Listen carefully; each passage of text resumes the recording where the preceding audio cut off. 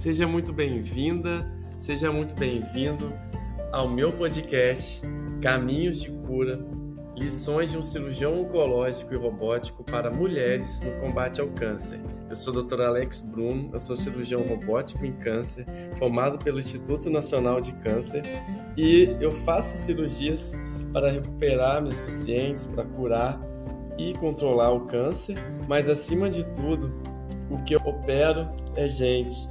E o que eu gosto mesmo, de verdade, é ajudar as minhas pacientes a enfrentarem o câncer de uma maneira melhor e recuperarem a sua vida de uma forma melhor.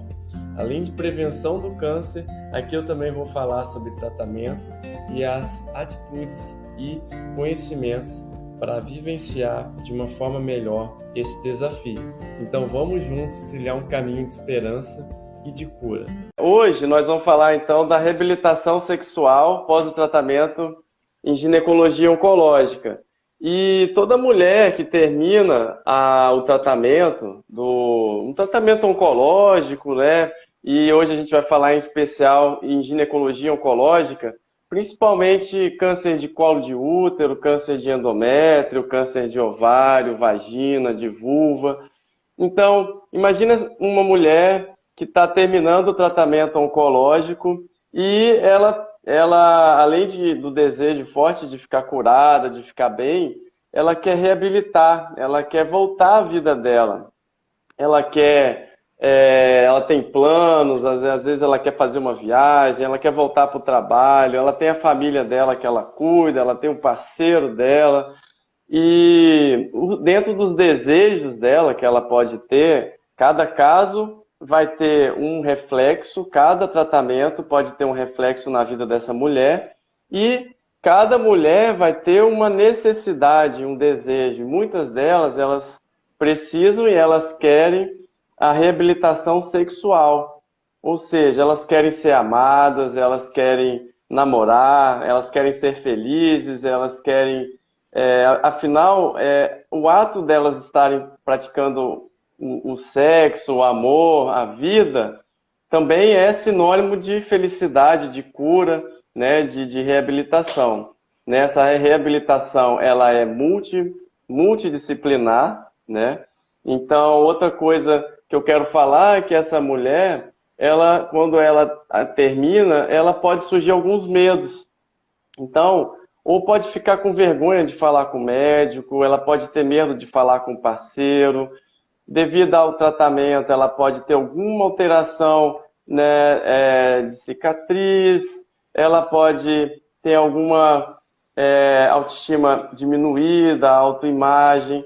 Então, essas séries de medos, essas séries de crenças limitantes, ela pode pensar que sexo não é mais para ela pode pensar que vai ser muito difícil essa reabilitação, né, que ela tem uma estrada longa pela frente, ou achar que não existem profissionais, né, igual a Marina Scafuri, para cuidar disso diretamente, dessas alterações, tanto físicas, que a mulher pode ter em relação à menopausa precoce, em relação ao encurtamento da vagina, falta de desejo, né, a mulher ela sente a necessidade de retomar o desejo sexual de antes do tratamento. E é para isso que eu trouxe a Marina aqui hoje, para falar para a gente que, sim, tem como, né, cada situação ser analisada individualmente, tem, sim, como dar muita atenção, muita vida, muito sexo, muita felicidade para essas mulheres. Então, Marina, por favor, eu queria que você falasse para nós, desse seu alô. A Marina, ela é médica, ginecologista obstetra e sexóloga. Ela fala de Fortaleza, Ceará, uma cidade que eu tenho muito carinho, até porque metade da família da Irlena, minha esposa, é do Ceará, então tem 13 anos. Tem 13 anos que eu frequento o Ceará. Todo ano eu vou para o Ceará, para Fortaleza, e é uma energia incrível. E, por favor, Marina, dá seu alô, e depois que você se apresentar, falar do seu trabalho, eu queria que você respondesse a pergunta inicial da live, que é: o que é sexo para você, né, a definição de sexo, para todo mundo aqui ficar aqui ligado no mesma energia. Tá. Gente, boa noite. Muito obrigada, Alex, pelo convite. É um prazer falar desse tema. Né, Alex já me apresentou, deve ter algumas seguidores meus aqui. Sejam bem-vindos ao Instagram do Alex. E muito obrigada. Acho muito incrível falar sobre isso, porque é um assunto pouco falado, Alex. É encarado como um tabu muito grande. Você falar de sexo já é um tabu. Imagina você falar de sexo para alguém que teve um diagnóstico de um câncer, tá me entendendo? Será que não é injusto, minha gente? Eu tive um câncer, sobrevivi e ainda pensar em sexo, né? Claro que não, gente. Óbvio que não. Então, o sexo, a gente tem a capacidade, nós somos seres sexualmente... nós somos seres sexuais desde que a gente nasce, a gente tem essa capacidade de ser até quando a gente morre, né? E o nosso maior órgão sexual, que é o nosso cérebro, ele fica intacto quando a gente tem um tratamento para câncer. Quando a gente passa por uma cirurgia, por uma radioterapia, por qualquer coisa, o nosso maior órgão sexual continua aqui impecável. Deixa que você cuide dele, né? Então, para mim, eu acho, eu tenho várias definições do que é sexo, Alex, mas eu acho que a que é mais abrangente e a que eu busco deixar realmente as pessoas nessa sintonia, eu acho que sexo é comunicação, né? Sexo é você se comunicar com alguém através do seu corpo. Então, sexo é comunicação. E não é apenas algo genital. Quando você fala sexo, você leva as pessoas a pensarem para o genital. E não é isso, né? Se você for falar educação sexual, vai ser algo voltado para os genitais. E você não ensina isso. Você herda os seus genitais, né? Então, a gente fala de educação em sexualidade, que é um comportamento. Então, sexo é comunicação, é comportamento. E esse comportamento, gente, ele vai mudar com o tratamento, certo? Essa sexualidade, ela vai mudar. Só que a gente pode fazer ajustes para que ela mude e ela não se torne um karma. Ela se torne algo agradável, que caiba, que encaixe em cada ser humaninho que está passando por aquilo. Respondi mais ou Sim, menos, Alex? total, total. Então aqui dá para nós, né, uma coisa que eu estava pensando hoje mais cedo, né? É uma comparação, mas a gente pode estender, né? E só minimamente aqui pensar que vamos supor que um paciente fez uma cirurgia no estômago, né? Sendo bem simples aqui, essa pessoa, ela para reabilitar, ela precisa voltar a comer, né? Comer bem. Uhum. Então, Uhum. uma paciente que faz uma cirurgia ginecológica, né? Na vagina, na vulva ou no útero, que mexe nos órgãos pélvicos, na inervação pélvica, na drenagem linfática, que modifica aquela anatomia, ela, então, a Marina está pontuando bem aqui para a gente, ela vai ter a reabilitação local ali da pelve, que pode ser trabalhada muito e vai depender da cicatrização, da cirurgia que foi realizada, vai depender de cuidados locais, né, para ela voltar a ter atividade sexual. Mas também, conforme a Marina falou, ela vai depender também de uma reabilitação psicológica, né, desses aspectos sexuais, da autoestima, da autoimagem, que podem ser trabalhados, repito, cada mulher vai ter uma necessidade pontual, uma mais que a outra, ou elas podem surgir em épocas diferentes. E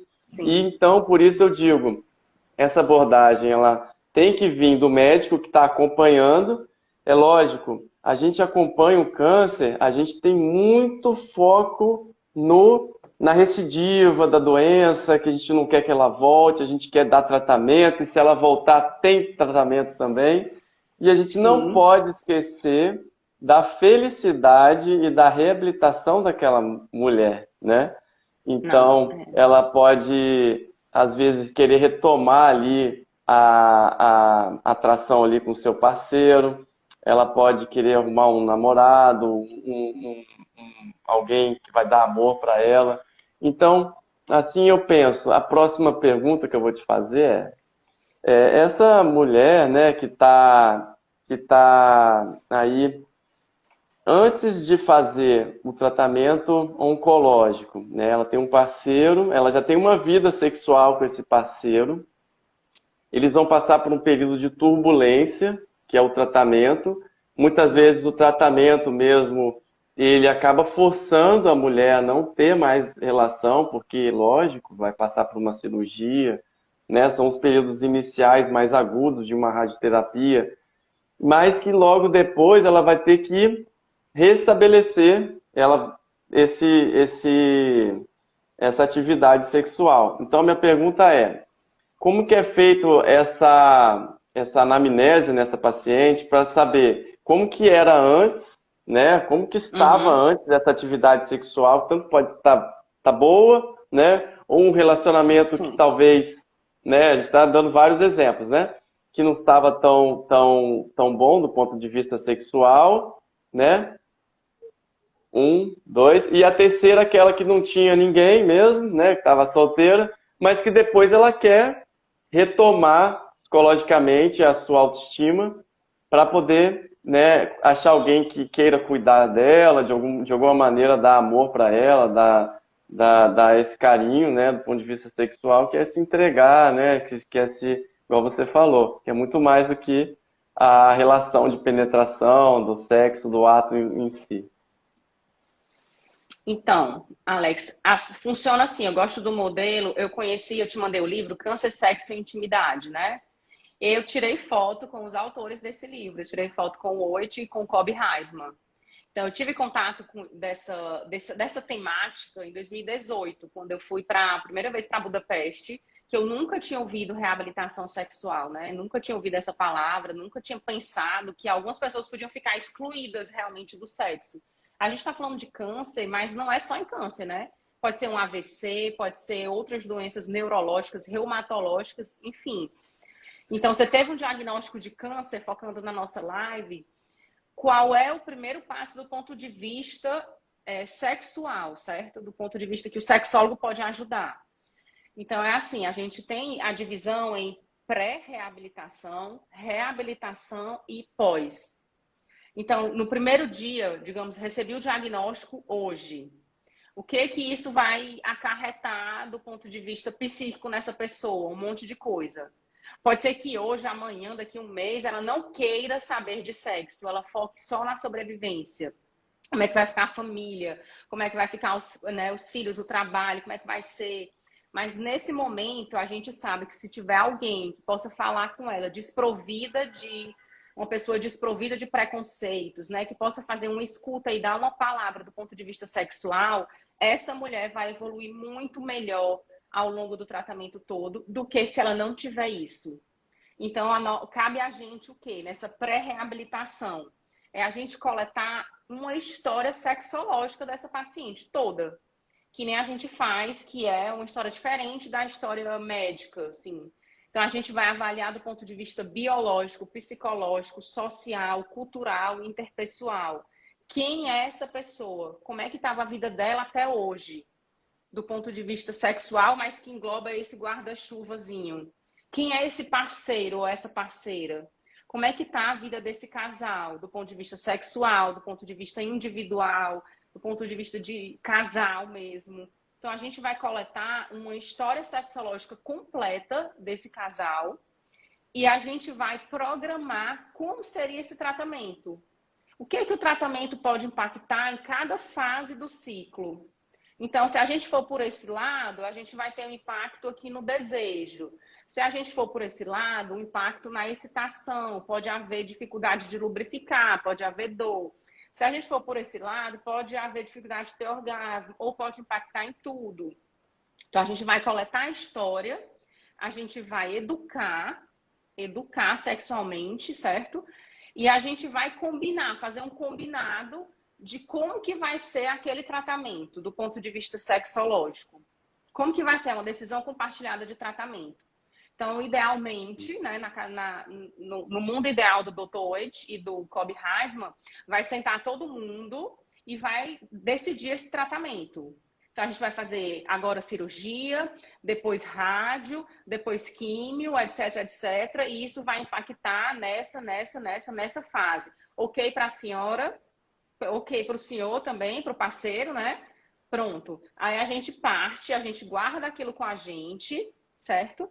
E parte para a próxima fase, que é a fase da reabilitação.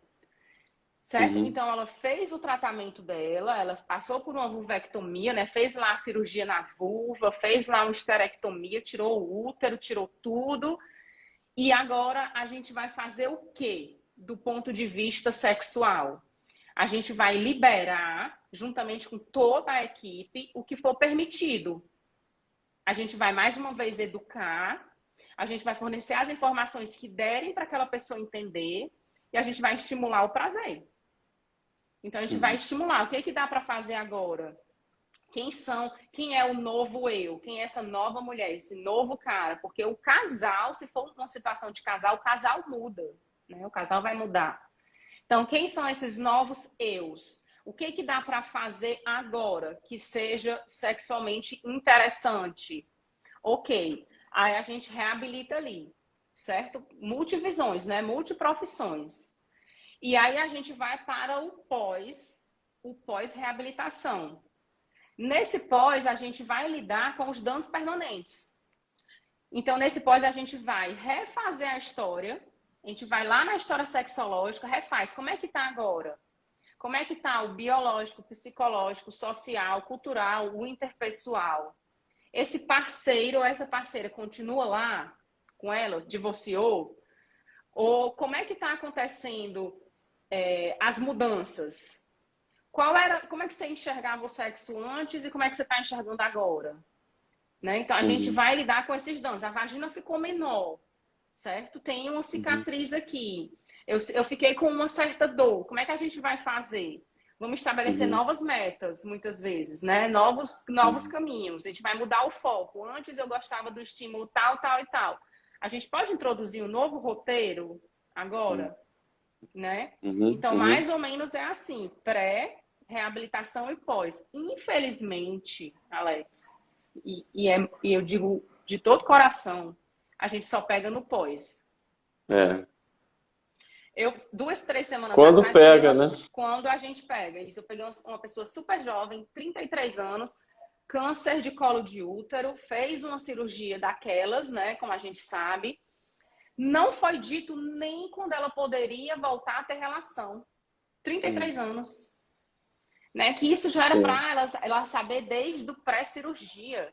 Então, vamos fazer isso, você vai poder fazer isso, e a gente vai combinar que a relação vai voltar tal dia, tal, quando se tiver tudo ok. Não tinha nada. Ela chegou para mim para fazer uma reposição hormonal porque tendo calores, mas não tinha retomado a vida, eu era uma pessoa jovem, um casal jovem, entendeu? E é assim, mas a gente corre atrás, é educação, é falando sobre, é levando para o lado científico, é explicando que tem gente que sabe falar, que sabe tratar, que tem, né? Eu acho que é nesse caminho mesmo. Eu falo direto disso. Nossa, que lindo, é um trabalho bonito. Eu sou cirurgião oncológico, né? E eu trabalho muito com ginecologia oncológica. Eu tô lá no Hospital das Clínicas, lá eu tenho lá o serviço da ginecologia oncológica, atendo assim mais de 20 pacientes, assim, no mínimo, né, na convivência, no dia a dia, né, por semana, assim, né, fora cirurgias, e essas pacientes, elas vão se multiplicando, e aqui na minha clínica também, na Clínica Almeida Leite, né, aqui em Vitória. Então, eu quero dizer o seguinte, esse diagnóstico de câncer, né, o câncer, ele assusta, né? Eu quero só fazer um convite para quem está na live, quiser assistir a última live que eu fiz sobre câncer, eu estratifiquei lá sobre o diagnóstico, o estadiamento, como que é o tratamento, para poder entender que, de maneira geral, o câncer ele assusta, né? Mas a gente precisa entender que cada estágio ele vai ter uma atenção. Então, se vê essa paciente aí, muito provavelmente, 33 anos, super nova, antes de operar, ela precisa receber do médico essas informações. por exemplo, a gente tem que entender como é que ela, como é que se ela deseja ter filhos, se ela já completou a prole. A gente precisa Sim, explicar para ela sobre as questões da fertilidade, né? Se ela quer manter a fertilidade, a gente vai ter que oferecer para ela as ações que a gente precisa tomar e se é possível fazer isso, né? Mediante a doença. E normalmente dá, quando é possível. Outra coisa que é importante é explicar a cirurgia. Por quê? Importante o paciente entender os tratamentos, porque assusta, é radioterapia, é quimo, é uma cirurgia enorme. O que a gente tem que entender é que está certo que o diagnóstico do câncer na mulher e o câncer de maneira geral está aumentando, né? Aumentando a incidência de câncer, a população está vivendo mais, existe um sedentarismo por trás, tudo isso que é gerado da modernidade. Então, dentro desse surgimento de novos casos de câncer, por outro lado, as técnicas cirúrgicas, o tratamento oncológico está evoluindo. E o que eu estou vendo na medicina hoje, do tratamento oncológico, é que cada vez mais a gente está fazendo cirurgias menos radicais. A sim, gente ainda faz as cirurgias radicais para os tratamentos, os tumores mais agressivos.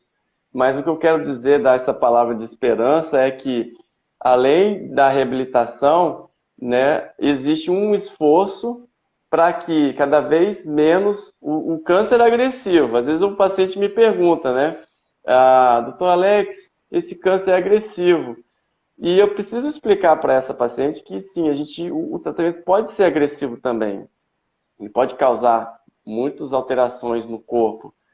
Mas esse tratamento também significa uma cura, significa a reversão do câncer. Então, atualmente, a cirurgia minimamente invasiva está diminuindo a chance, né, a necessidade de cirurgia com corte grande. Eu faço cirurgia robótica, eu vejo isso, os pacientes ficando mais satisfeitas com a autoimagem. E eu falo isso com muito cuidado também, porque eu sei que existem pacientes em câncer ginecológico que não é possível fazer cirurgia por vídeo, laparoscopia, por robótica. sim, Mas que essa paciente que recebe esse tratamento, um corte, ou às vezes uma cirurgia na vulva, que envolve muita autoimagem feminina, o que eu trabalho muito com as pacientes é que, tá certo, essa cirurgia é mutilante, foi ruim, a gente vai ter que olhar daqui para frente, ressignificar a vida, entender que a gente pode ser feliz e que essa cicatriz ou isso, né, essa alteração na sua vida, ou até às vezes colostomia, uma situação mais, uma situação pior, ela pode ser ressignificada e a gente entender, não, isso aqui foi um tratamento que foi preciso fazer, porque eu quero ficar curada, porque eu quero viver, porque eu quero me reabilitar. E se eu quiser, no tema de hoje, né? Se eu quiser fazer sexo, eu vou fazer, eu vou reaprender a fazer. E tem gente que vai, vai me ajudar, né? sim, Então é isso. Eu acho que isso é importante. E você já falou um pouquinho da sua experiência, né? Desse caso. E eu vejo que as pacientes que fazem essa cirurgia de colo de útero inicial, que é a cirurgia de esterectomia radical, por incrível que pareça, né, essa paciente aí, ela acabou chegando em você tardiamente, né, e você vai começar o trabalho.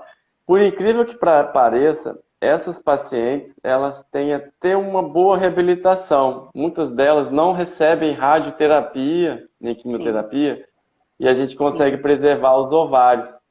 E muito ocorre da vagina ficar um pouquinho mais curta, porque eu converso com elas e explico. Essa é uma cirurgia que não é uma cirurgia de esterectomia simples para mioma, igual uma esterectomia comum, e que eu vou precisar tirar um pouquinho mais ao redor da vagina, eu vou precisar tirar ao redor do útero mais um pouquinho, então isso vai requerer mais uma reabilitação do ponto de vista urinário, do ponto de vista sim, pélvico, a vagina vai ficar um pouquinho mais curta, mas que a gente vai correr atrás, né?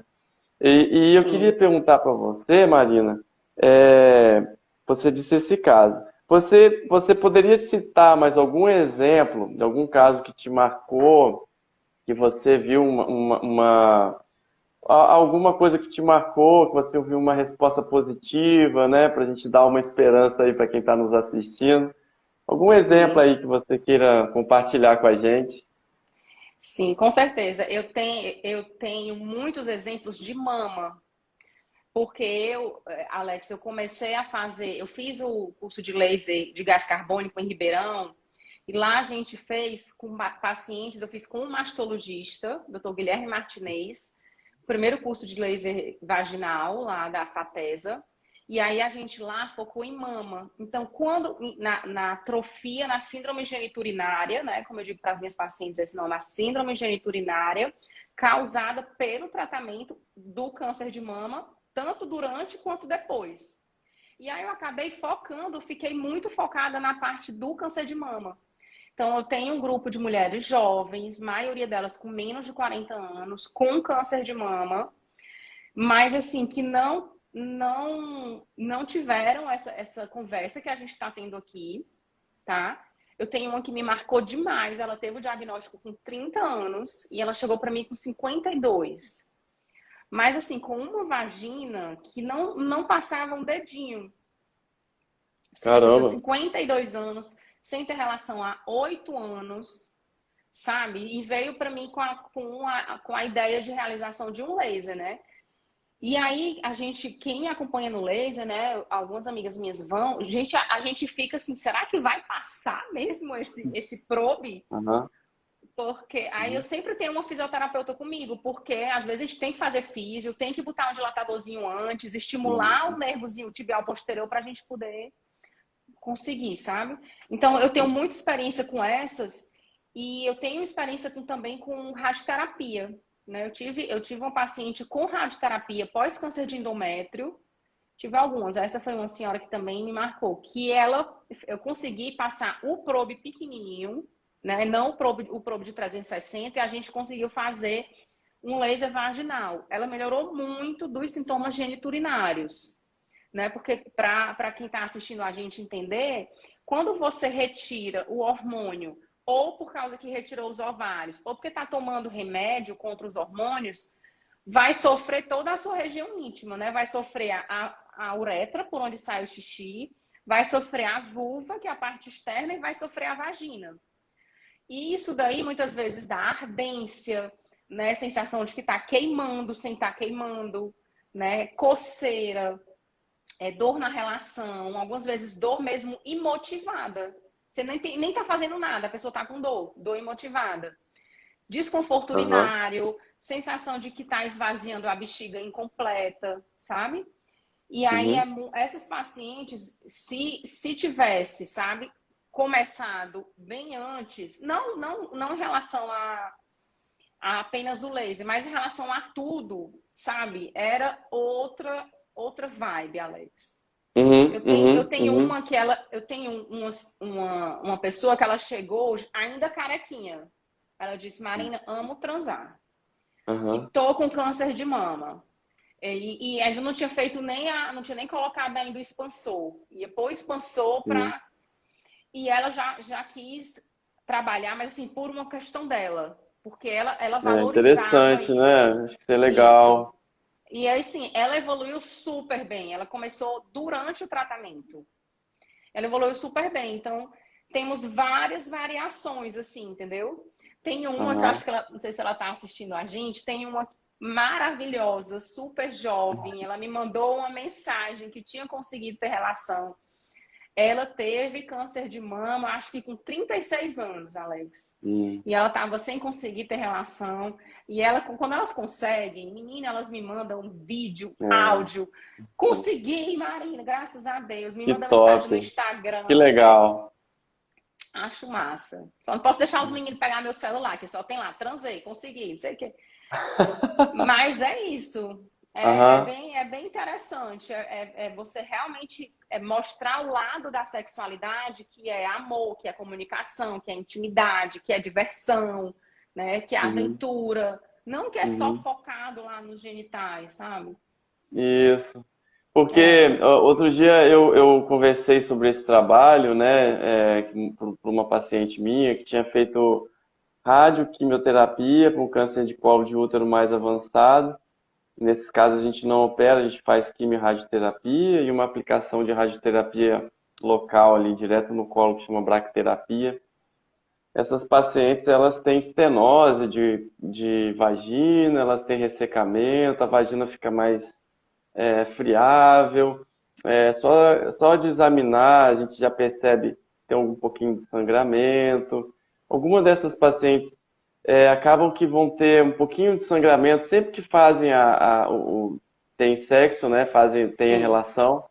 sim, E a gente tem que trabalhar muito isso com elas, porque acaba que, como o início do diagnóstico do câncer de colo de útero às vezes vem por um sangramento, então aquele sangramento que continua depois da relação, ela pode criar assim uma sensação ruim, né? Porque o sangue pode remeter ela a uma experiência do passado ruim, e ela pode pensar que pode machucar ou pode piorar o câncer.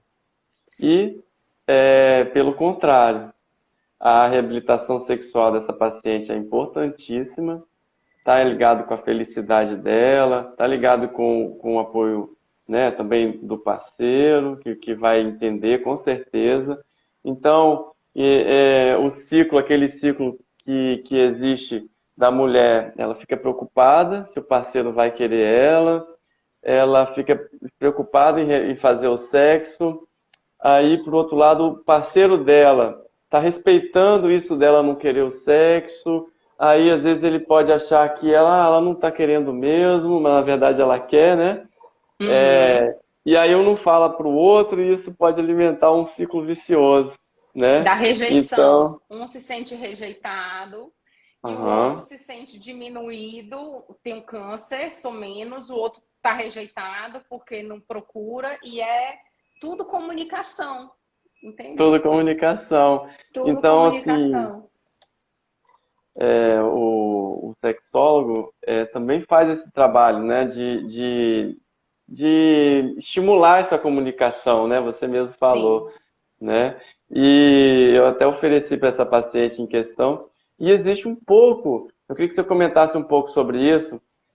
Existe medo das pessoas em procurar um sexólogo? Existe alguma restrição? Qual que é a sua Sim. experiência que você vê assim? Como é que isso pode...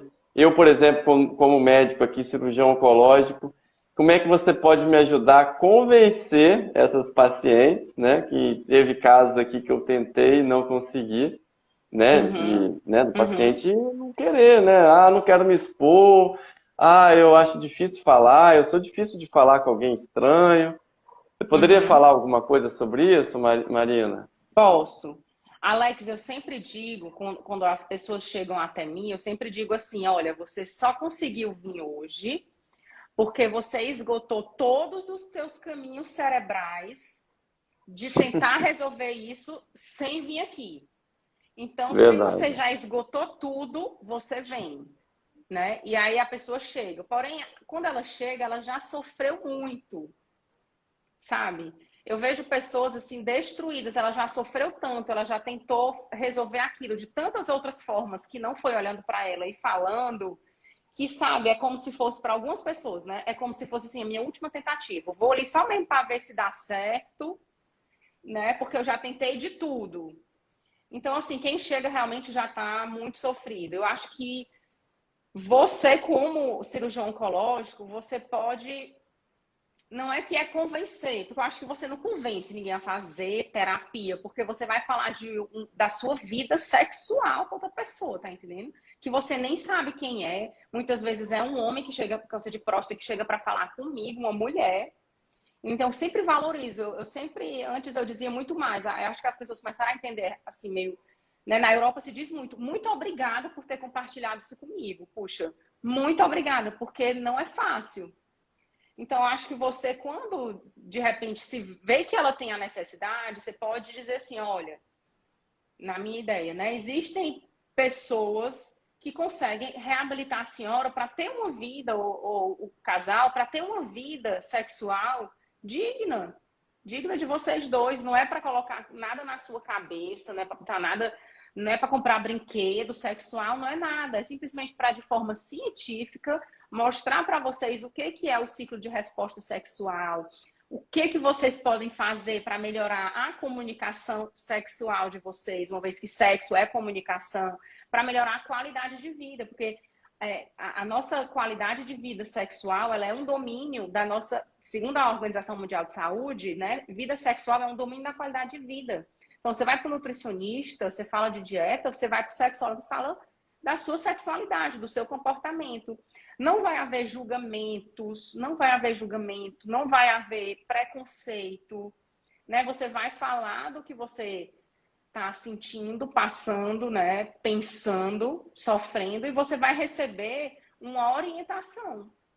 De repente, você vai receber exercícios para você realizar, que possam aproximar você e o seu parceiro. De repente, medicação, porque a terapia sexual, ela inclui remédio, muitas vezes, e terapia. Essa terapia, ela vai ter mudança de comportamentos, mudança de pensamentos. Então, até que ponto é interessante para você mudar, né? Sofrer menos, se entender. Mas ninguém consegue levar, Alex, alguém para terapia, assim, eu tô levando aqui meu marido viciado em pornografia para ele se tratar. Ele não vai funcionar, entendeu?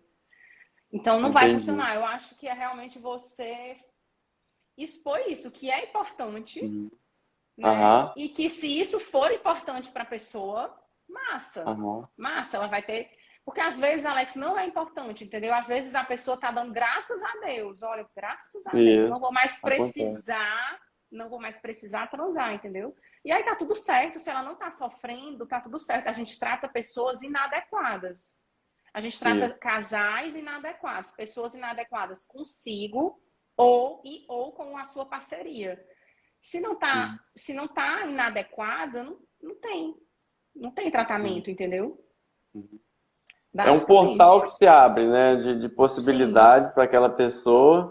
O que eu gosto de falar muito com os meus pacientes é que a terapia, a cirurgia é uma coisa pontual, né? Ela acontece ali, é uma coisa bem pontual. Mas o tratamento médico como um todo, e do ponto de vista sexual também, imagino, os problemas, eles não são resolvidos em uma sessão só, né, de uma vezada só. Então, é um caminho, então é um portal que se abre para aquela pessoa, é um caminho e é incrível, que às vezes ela não está enxergando ou não está aceitando, mas eu tenho certeza que quando ela pisa nesse caminho, né, ela descobre coisas que ela nunca imaginou, talvez ouvir, né, de alguém, principalmente um ótimo profissional, igual você, que faz ela pensar de outra maneira, né? Vencer medos, vencer tabus, vencer qualquer tipo de preconceito também, e entender que essa procura, ela é individual, né?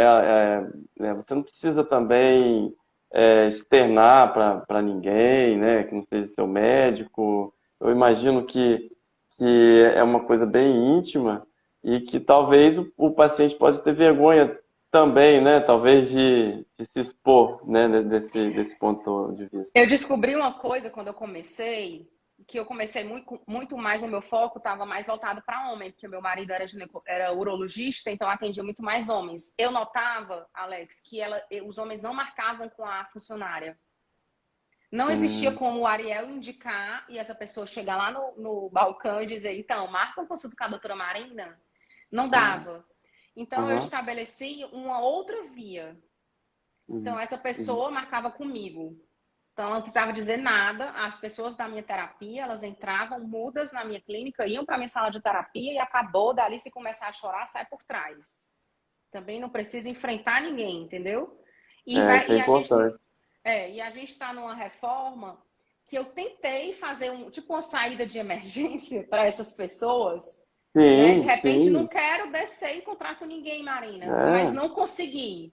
Então, a minha comunicação sempre é assim, ó, você entra sem falar nada, sobe e vira à esquerda e desce sem falar nada e pronto. Você não precisa falar com ninguém, você já falou comigo, entende? Com certeza. E não tem A nossa comunicação, por exemplo, via WhatsApp, que eu envio a nosso programa de tratamento, né? A gente faz uma planilhazinha de como é que vai ser, como é que vai funcionar nosso tratamento, né? O que a gente vai fazer a curto prazo, a médio prazo, a longo prazo. Uhum. Sempre, Alex, eu fui aprendendo os cuidados, né? Eu posso enviar isso no seu WhatsApp? Eu posso enviar isso no seu e-mail? Porque às vezes não pode. Teve pacientes já que não podia, né? Isso não era interessante. E assim, respeitar, principalmente nessa situação de câncer, respeitar os segredos. Porque a gente vai ter muita traição nesse período, muito divórcio. Isso é científico, artigo científico, né? E aí a gente respeitar esses segredos. Não estimulo, mas está tudo respeitado. Tudo respeitado, sabe? O que pode ser dito, o que não pode ser dito. Outra coisa também importante. O foco é na pessoa, né? No ser humano. O foco é na pessoa, sempre. Na dificuldade, sim, para ela passar por aquilo ali. Pode ser que lá pelo final do tratamento ele não está nem mais com vergonha, não está mais, né? Mas assim, recuperado. Vem aqui que eu me tratei. Eu fui na minha médica mesmo, na Marina. Ela salvou minha vida, né? Ela salvou meu casamento. Agora eu consigo namorar. Né, mas no início, né, ela pode estar acanhada e acho que a gente tem que fornecer tudo que a gente puder dar de artifício para que essa pessoa consiga vencer, né, essas barreiras mentais, barreiras que existem de verdade, que a gente tem que valorizar, eu acho que vai melhorar sempre o resultado, né, do nosso paciente.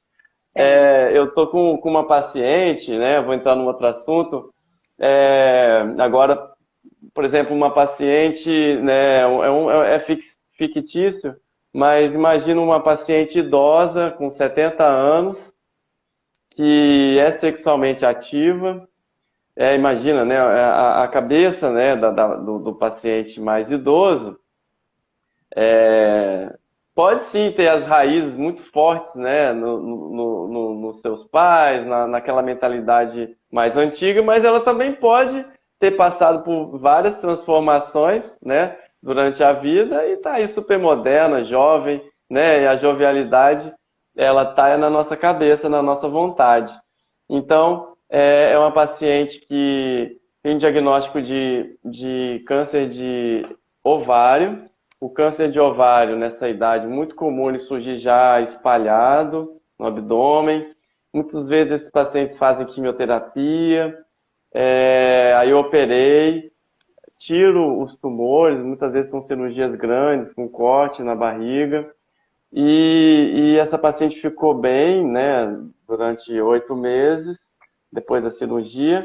E depois voltaram os sintomas. Os sintomas de câncer de ovário aumento de volume abdominal, ascite, que é a gordura, a água na barriga retida, dor abdominal, a pessoa tem dificuldade de comer. Então, o paciente quando chega para mim assim, lógico, o foco do tratamento é a doença que está causando, né? Ela não está conseguindo comer, ela está com a barriga doendo, ela está ruim. Então, muitas vezes faz uma cirurgia de laparoscopia diagnóstica e dá o diagnóstico, faz a quimioterapia, a doença diminui, ela volta a fazer as coisas dela, faz uma cirurgia, tem a parte da reabilitação. E essa paciente em questão que eu estou falando, o câncer dela voltou, ela voltou a fazer quimioterapia e ela vai fazer uma nova cirurgia. E a questão dela foi a seguinte, que aconteceu, é que ela vai se casar daqui a 2 meses, né? E ela está indo em quimioterapia. Então, assim, do ponto de vista sexual, como que você vê o sexo na terceira idade? Como que você vê essa abordagem do médico e do sexólogo para essas pessoas, né, na terceira idade que querem ter relação? E específico para uma paciente como essa, que inicialmente não vai poder usar hormonoterapia, porque a doença dela está em atividade, é um câncer de ovário. O que a gente pode fazer para melhorar a experiência dessa paciente, né? Pelo que você já falou da live, eu já sei mais ou menos, né? Você já ensinou muita coisa para a gente hoje, mas aí eu queria que você desse uma palavrinha aí. Tá. Eu acho o sexo massa, certo? Em Uhum. todas as idades, desde que ele seja consensual, seguro, do ponto, assim, consensual, legal do ponto de vista do direito e seguro. Se ele cumprir essas coisas, tá massa. Eu digo tá massa Uhum. mesmo para as pacientes. Então, Ótimo. se ela tem 70 anos, minha gente, ela vai casar. Eu acho isso incrível. Eu peço para ela me mandar uma mensagem quando ela casar. Eu digo, mulher, me avisa. Quando transar, me mandou uma mensagem. Mas assim, gente, ela vai ter ela vai, assim, quando a gente vai tomar uma decisão, certo, na vida, ela tomou a decisão de casar novamente, ela imagina um script, um roteiro, né? O que ela imagina que vai ser esse roteiro de vida dela? Então é importante a gente saber. Então, dona fulana, como é que a senhora está pensando que vai ser esse seu casamento? A senhora está imaginando o quê? Vamos lá para o dia do casamento, vamos lá para o dia seguinte, vamos lá para daqui um mês, certo? Vamos lá para o seu tratamento. O que a senhora está imaginando que vai ser o roteiro da sua vida com relação ao tratamento? Está compatível as duas coisas? Digamos que a senhora não Uhum. consiga ter penetração. Isso vai impactar ele, você, né? O que é considerado para você intimidade, sexo? Porque pode ser, Alex, que sexo para essa pessoa seja uma massagem no pé, sabe? Seja um carinho assim no bumbum, seja tocar os mamilos, ninguém sabe. Então a gente tem que deixar as expectativas dela assim bem traçadas mesmo, colocar o roteiro, porque se o roteiro de vida dela for mais ou menos, se a meta que eu sempre pergunto a meta, né? Se a meta que ela quer alcançar é ter intimidade com essa pessoa, né? Vivenciar a sexualidade do jeito que for possível, para a doença, para a idade, para a vida, tá ótimo, entendeu? Agora, se a meta dela, doutora, eu quero transar 3 vezes por dia, diz, mulher, vamos ver como é que a gente vai fazer, né? Então, vamos ajustar. Essa meta, às vezes, é irreal. Mas Aham. é ajustar, é ajuste, né? A gente, às vezes, trazer a pessoa para a realidade. Isso não é besteira, sabe? Eu tenho pessoas que frequentemente, pessoas assim, estudadas e tudo, homens, que eu como atendo no momento mais homens, né? Eu tenho homens que dizem assim, Marina, eu ejaculo rápido. Eu disse, quanto tempo? 15 minutos. Minha gente, 15 minutos, tá me entendendo? O mundo são 5,6 minutos. Você ejacula em 15 minutos, você tá massa, tá 3 vezes mais que o mundo. Sei que essa pessoa acha que ela ejacula rápido há É. 20 anos, tá entendendo? Aham. E aí a gente tem que ajustar. Então, aí eu pergunto a meta. Primeiro que a gente já educa aí, né? Então, vamos educar, vamos ver como é que é o mundo, como é que são os trabalhos científicos e tal. O vídeo parou? Alguém tá dizendo? Acho que não. Ah, o Parou, meu gente? O não. meu tá maravilhoso. Tá ruim? É o meu vídeo, será? Não, não sei. Eu tô vendo todo mundo passando aqui. Bom, É, então é educar e ajustar as metas. Né? A sim. gente vai. Eu fiz 2 anos de como é, monitor, não é monitoria, é tipo monitoria. Eu passava semanalmente as minhas pacientes para 2 pessoas, para uma grega e para uma italiana. Quando era homem, eu passava para a grega. Quando era casal, eu passava para a italiana. Isso foi 2 anos para completar o meu fellow.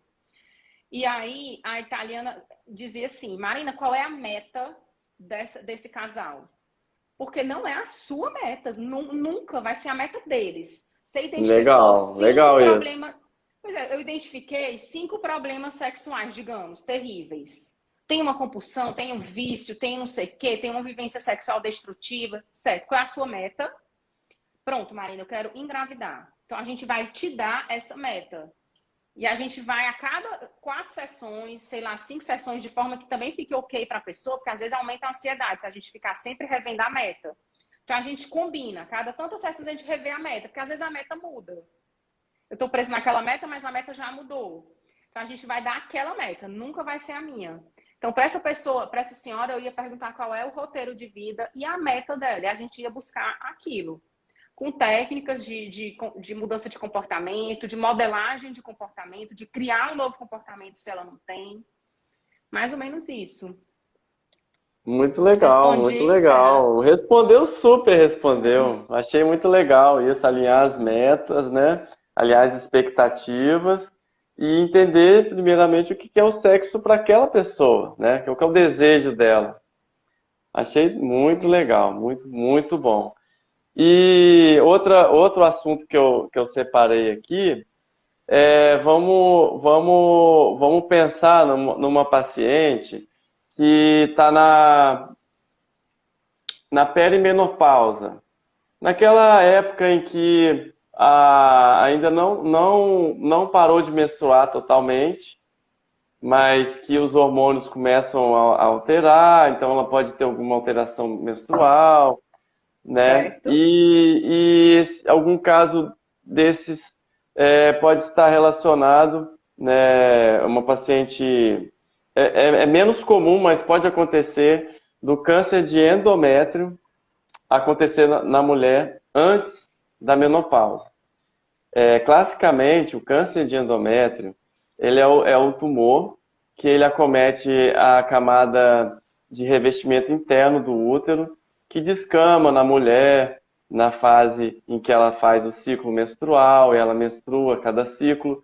E esse endométrio, depois que a mulher entra na menopausa, ou seja, quando os ovários eles têm uma queda bem importante da sua função, a ponto de cessarem os ciclos, ela para de menstruar.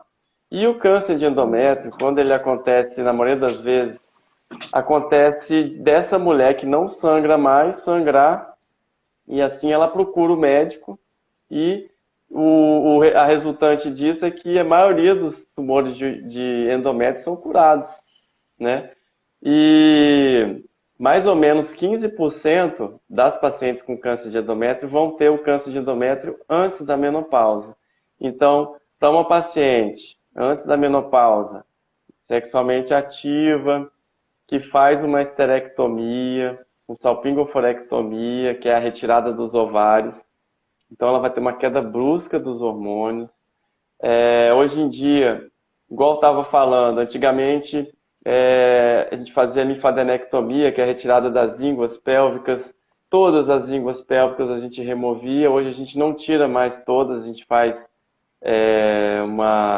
uma pesquisa de um linfonodo específico de cada lado, que chama linfonodo sentinela, outro dia eu posso explicar isso. Mas, ou seja, a cirurgia está ficando menos agressiva. Então, ela tirou o útero, ela não tem mais os ovários, ela tirou essas ínguas pélvicas por via minimamente invasiva, por robótica, ela não tem uma incisão tão grande, mas ela acabou a cirurgia, acabou o tratamento, ela não vai mais fazer quimio nem rádio. E essa mulher, quando fica sem hormônio inicialmente, ela pode ganhar peso, ela pode ter sintomas depressivos, fogachos, que é aquelas ondas de calor, ela pode ter atrofia vaginal, ela está sem namorado, vamos supor. Então, como é que a gente vai recuperar a autoestima dessa paciente para ela se sentir bem novamente, para ter conhecer alguém e não ficar preocupando, ai meu Deus, e se a gente quiser ter relação, e se chegar o momento, como que eu vou me portar nesse momento, né? Então, eu queria que você me falasse também um pouquinho da sua abordagem, né? Dessas Ótimo. outras partes. É só o que eu faço. Perimenopausa. E aí me dá aí essas palavras aí para a gente entender aí e ajudar essas mulheres. Tá.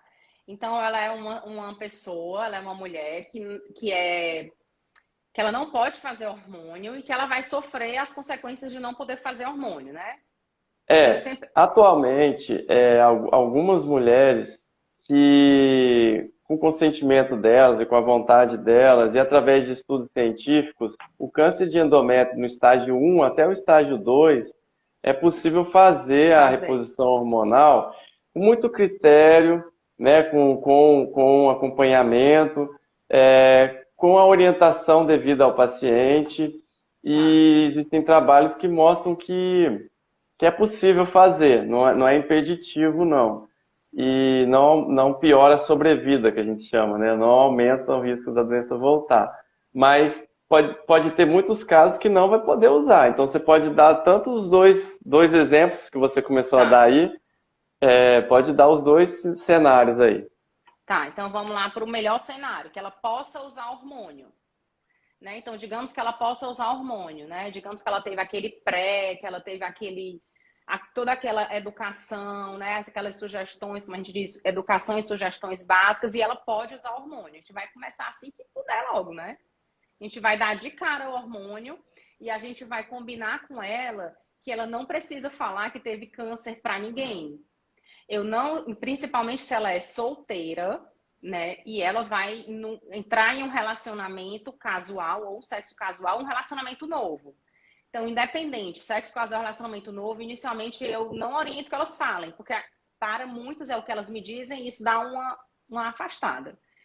Então, não vamos comentar, vamos entrar em contato, vai ser legal, vamos programar, vamos se conhecer, vamos explorar os 5 sentidos, né? Explore audição, visão, olfato, tato e paladar. Volte para as suas memórias, lembrando que o seu cérebro é o seu principal órgão sexual, busque as suas memórias de sexo bom que você já teve na vida. Então, sempre estimulo elas a isso. Então, essa que a gente vai conseguir hormônio, fazer hormônio, ela vai ter menos queixas da atrofia. Ela vai ter menos medo, porque ela vai se sentir menos seca, então ela vai ter menos medo desse encontro, certo? Desse sexo casual ou desse relacionamento. É o que eu percebo. E a que não pode fazer hormônio, ela fica mais Marina.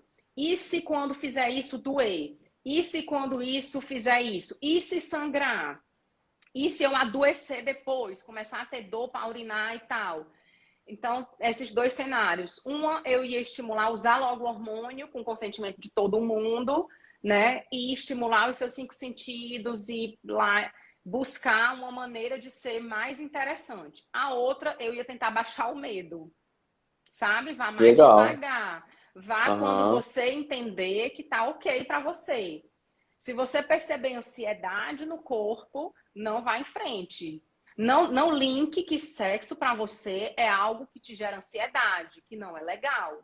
E fez algo que te causou dor, fez algo que não foi legal, teve desconforto, você vai parar e fazer algo bom. E você vai sempre parar no bom. Você sempre vai linkar com algo bom. Você não vai parar no ruim. Porque aí fica como se exercer a sexualidade é ruim. Certo? E para todas, e para as duas, e para todas as pessoas que passam por um diagnóstico de câncer ginecológico, eu ia te falar, acho que eu não te falei, Alex, da Lori Broto. Eu te falei dessa psicóloga. Lori Broto é uma psicóloga, acho que da Universidade de Colômbia. A Lori, ela fez um estudo, acho que é 2002, 2004. Ela tem um livro que é Better Sex Through Mindfulness, né? Sexo bom através da atenção plena. E ela estudou justamente essas pessoas. Ela estudou mulheres que tiveram câncer ginecológico. E aí ela utilizou um aparelho para ela medir a quantidade de sangue que ia para a pelve dessas mulheres.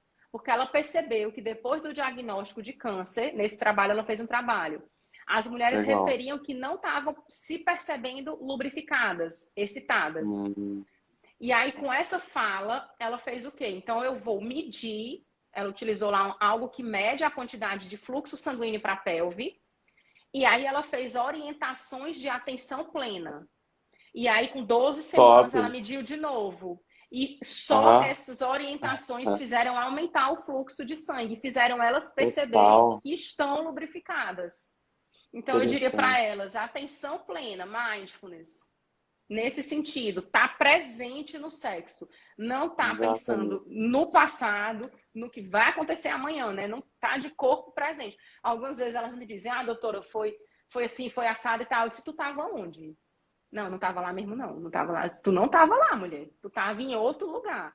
Se tu deu conta de tudo isso, tu não consegue dar conta de um monte de coisa e de estar presente no sexo, né? Então, estejam presentes de corpo, de alma e de coração. Nossa, prestar atenção no corpo. Isso. Né? É interessante.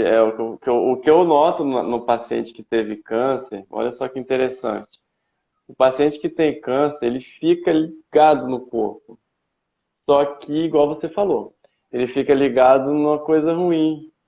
Então, ele sente uma dor, ele já linka com, meu Deus, será que é o câncer que está voltando? Ele sente, talvez, um desconforto sexual, fala, será que está cutucando alguma coisa ali, né? Tá agredindo alguma coisa ali lá no meu útero, alguma coisa. quanto que, nesse momento do sexo, a paciente precisa se concentrar no corpo do ponto de vista de atenção plena, né? De concentrar no ato sexual em si, né? Na troca, igual você falou, na troca de carinho, na troca de comunicação, igual você falou, que o sexo é comunicação, nos sentidos, não pensar no passado, ou seja, ela não vai pensar nas preocupações ou nos traumas que ela teve da cirurgia ou do tratamento qualquer, né? Sim. Não vai pensar no futuro, né? Se, por exemplo, ela pode estar preocupada se vai dar certo, se o marido vai gostar ou se o namorado vai gostar. Sim. E está, de fato, pensando naquele momento presente, né? E que as atividades de mindfulness, né? Sim. Podem criar aí um fortalecimento desse músculo, né? Então, imagina que você, igual a meditação do chocolate. Você pega um chocolate, né, o que você gosta muito, né? Você morde o chocolate, fecha o olho e vai pensar, né? Se você for prestar atenção, naquele momento você consegue não estar pensando em nada, né? Você só está pensando naquela sensação boa do chocolate. Sim. Então, basicamente, fazendo essa analogia, a paciente tendo a relação sexual de corpo e alma presente, concentrada, Sim. sem medo, sem nenhum tipo de desconforto também, né? Sim. Por isso que você falou. Eu acho que isso aí é recuperação, isso aí vai acelerar a reabilitação, vai fortalecer, porque eu acho que à medida que ela vai ter uma sensação prazerosa, ela vai ter sucesso naquela relação, Sim. a tendência é ela conseguir replicar isso. Sim. E eu queria que você comentasse um pouco sobre isso. A Lori fala lá no livro. Ela fala que o que é mais, o que é um potente estimulador do seu desejo? É você ter um exercício da sua sexualidade que compense, certo? É você passar e terminar aquilo ali e dizer, caramba, foi massa, foi legal demais, adorei, tô relaxada, tô feliz, tô bem, fiz um bem para mim, fiz um bem para a pessoa, fiz o que eu queria fazer, sabe? Eu entrei nessa relação sexual com essa intenção e eu cumpri essa intenção. Pode ser que em uma vez ela entre com a intenção de ser rapidinho, de ter orgasmo, outra vez ela não entre com essa intenção. Então, fazer também ela pensar nisso. Eu entrei com essa intenção e eu cumpri, né? Baixar um pouco o nível de ansiedade e de exigência, entendeu? Porque muitas entram com ansiedade ou exigência assim, tipo, não é bem assim, né? Então, fazer refletir mesmo, pensar, é um comportamento como outros, só que tem um nome sexo, que o povo não gosta de falar, né? Muitas vezes. É tabu. Interessante.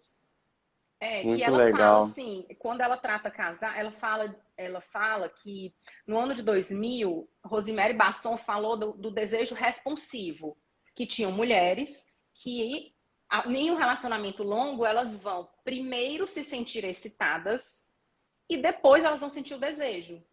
Então, o parceiro ou a parceira vai estimular, aí que ela vai sentir o desejo e vai entrar no ciclo de resposta. Então, que a maioria de nós, mulheres, e de homens que experienciam problemas sexuais, eles vão ter o desejo responsivo e não o desejo espontâneo, que é o desejo do hoje tem, né? Hoje eu quero. Então, a Lori fala, em 2003 para 2004, a Lori entendeu, quando ela estudou essas pacientes que tinham passado por um câncer de ginecológico, ela entendeu que também existiam pessoas, e ela achou que essas eram as pessoas também, né, dentro do estudo lá dela, que elas conseguiam ter desejo quando elas estavam com a mente vazia. Tipo assim, elas estavam no zero, no nada. Então, existia o desejo responsivo, existia o desejo espontâneo e existia o desejo quando você não estava pensando em nada. Sabe? Quando essa pessoa parece que ela não entra na relação, tipo assim, ela não entra com o objetivo. ela entra zerada, sabe? Você tá assim, sem Legal. pensar em nada. Então, Top. aí isso te estimula. Então, é descobrir quem é você na fila do pão. Quem é você, mulher? Você é a pessoa que vai Sim. dizer, eu quero, sabe? Você é a pessoa que vai ser estimulada e vai entrar ali e tá tudo bem, porque pode ser que isso não gere tudo bem, né?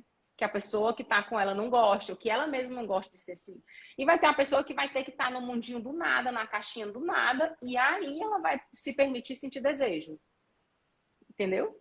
Basicamente Interessante. assim, mas é bem interessante. Então, ter experiências que compensem e descobrir quem é você nesse mundo, né? Hum. Porque o desejo, ele é multifacetado, muitas facetas, e quanto mais você... Ele é insubordinado. A Esther Perel que fala isso. Ele é insubordinado. Quanto mais você quer ter, parece que menos você tem, sabe? Uhum. Então, baixar as expectativas para que você exerça a sua sexualidade como você pode, entendeu? Com a informação correta também, com a informação científica correta. Que legal, que top. Nossa, a gente tá quase estourando a live aqui. Eu tenho uma última pergunta. Pergunte. Qual a orientação que você vai dar, Marina? O recado que você vai dar, a gente já falou muito para os pacientes, mas qual é o recado que você dá para o parceiro dessa paciente que teve câncer e que quer se recuperar e que você já deu uma aula aí sobre isso? E quais são os recados aí? Quais seriam as dicas práticas pro parceiro ou parceira dessa mulher? Eu diria que você fale, que você não deixe de falar o que você está sentindo, o que você está pensando, os seus medos, porque se você falar, é possível que você seja visto e que as suas questões também sejam resolvidas. Então, fale. Se você não fala, não some. Seria bom se a gente deixasse de falar de alguma coisa, a coisa sumisse. Então, exponha, converse abertamente. Então, qualquer problema que aconteça dentro de um relacionamento, como um câncer, é um problema do casal. Se existe um casal, é um problema do casal. A reabilitação do casal. Você vai ser ouvido e vai ser dado importância para a sua história e para a história da pessoa. Os holofotes vão em cima do câncer, da sobrevivência, mas o casal está em transformação, né? Então, fale, seja ouvido e fale mesmo. Consiga um jeito de você ser ouvido. Uma comunicação não violenta, né? Porque também, às vezes, não é uma comunicação ok. Fale de forma que você toque o coração da pessoa que está te ouvindo, o coração da sua parceira, né? Fale. Sim, que quando você começa a falar de um problema e uma dificuldade ou algum de um medo, o simples fato de você falar, você já começa a resolver aquilo dentro de você mesmo e o próprio problema já vai se resolvendo, né? Sim. Então, alguns problemas se resolvem sozinho, né? A gente pode ter essa frase, para a gente não esquentar a cabeça com tudo, né? Alguns problemas se resolvem sozinhos, certo? Esse problema em específico, você precisa falar, você precisa comunicar com a parceira, né, que teve câncer, você tem que entrar em sintonia com ela, que a partir do momento que vocês começarem a falar, e falar também com um profissional, um sexólogo, né, uma sexóloga, né, igual a Marina, você vai começar a falar e você vai começar a resolver, pelo simples fato de você falar. Depois você vai conseguir ouvir e entrar num mundo que você ali até então desconhecia, que vai ser novo para você e que pode ser muito bom ou até muito melhor. Então, a esperança que a gente tem que dar é essa, e a gente está aí para aprender. A nossa vida é um eterno aprendizado, e eu falo para os pacientes, para as pacientes, a gente tem uma situação difícil, o câncer, mas esse câncer, ele pode representar muita coisa boa na sua vida. Não estou dizendo que o câncer é bom, tá? Eu estou dizendo que essa situação, ela é ruim, não é boa. Mas se ela for utilizada para o bem, para melhora, para você passar a ter uma vida boa, para você passar a cuidar mais de você, para você passar a ter atividade física, se alimentar bem, curtir mais sua família, curtir mais sua mulher, seu marido, fazer sexo, você vai transformar essa vida numa coisa, né, numa experiência muito melhor. E a vida é única, né? O que a gente vai fazer com a nossa vida única, maravilhosa e fantástica? A gente tem que viver, né? Fazer sexo e aprender cada dia mais. Sim. Marina, a gente pode abrir às vezes para alguma pergunta, não sei se tem alguém que quer fazer aí. E se você quiser falar mais alguma coisa aí, que você quer dar uma mensagem final, por favor. Tá. A minha mensagem, gente, é que exerçam a sexualidade de vocês do jeito que vocês vieram no mundo para exercer. Veio no mundo para exercer isso. Você imaginou isso para a sua vida. Minha gente, então exerça, busque ajuda, sabe? Leia, se informe, a educação salva. Mas exerça, não chegue lá na frente e veja, puxa, podia ter feito isso, podia ter feito aquilo, podia ter... Não, exerça, vá caminhando dia a dia, exercendo a sua sexualidade. Que é um mundo, nosso corpo todo ele é erótico e erotizável, da ponta da cabeça à planta do pé. Então use isso ao seu favor, use as dores ao seu favor, sabe? Use os aprendizados, os diagnósticos. É muito mais fácil você aprender a tirar, né, água de pedra e usar isso ao seu favor do que você ficar lamentando. Ai, não faço isso porque é ruim, não faço isso porque eu sofri isso. Não seja vítima, seja protagonista mesmo. Ou seja protagonista da sua vida. Eu tive isso, mas isso não me define. O que eu vou fazer com isso? Eu tive câncer, mas eu mereço exercer a minha sexualidade. Massa, procure alguém que encaixe com você, com a sua alma e siga.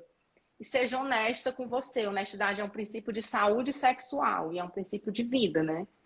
Se comunique, seja honesta. E é isso, foi um prazer enorme, Alex, falar com você, com a sua audiência, entrar aqui na sua Obrigado. Casa. Foi bom Obrigado, demais. Marina. Que a gente tenha conseguido chegar no coração das pessoas, né? Que as pessoas multiplicam o que a gente falou e que assim vai indo. Isso, é isso aí. É isso aí.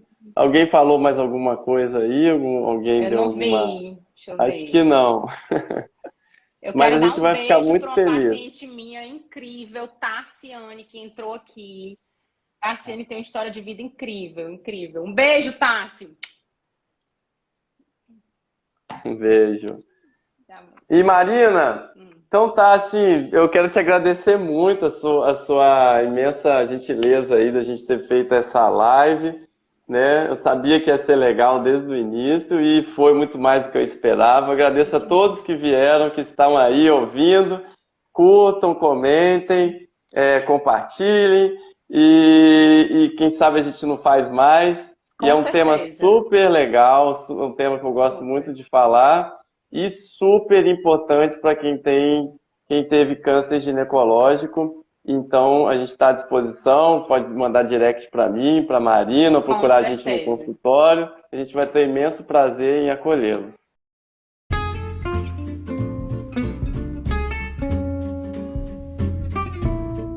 E agora eu quero te agradecer por ouvir o meu episódio e eu quero te fazer 3 pedidos.